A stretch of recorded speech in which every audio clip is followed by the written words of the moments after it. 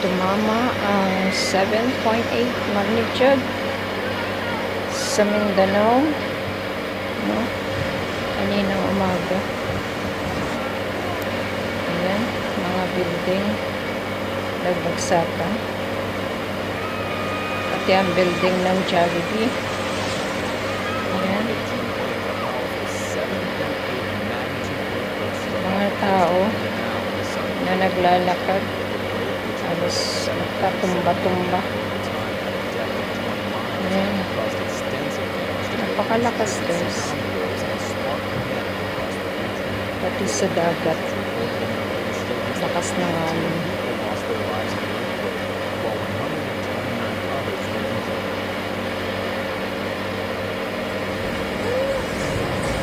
Mga infrastruktura, ang lakas ng ugat.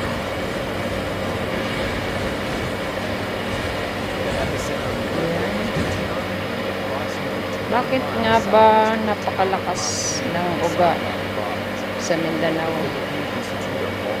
Ito yung sinasabi nila guys, na highly prone ng earthquake ang Mindanao.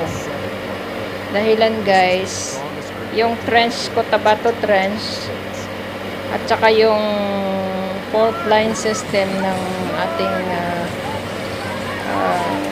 bansa o lupa, lalo na't nasa Pacific Ring of Fire.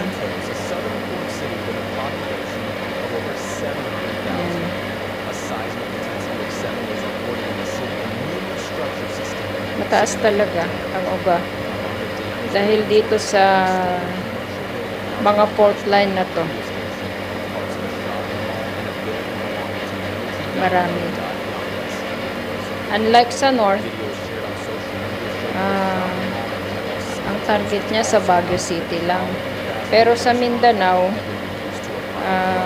halos buong area. Ayan guys, nakikita sa video kung paano niya ito hinampas or inuga ng napakalakas.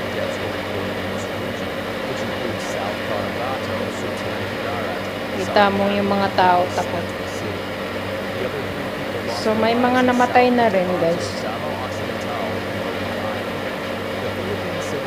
mga nasugatan, nasira mga building, pati yung barko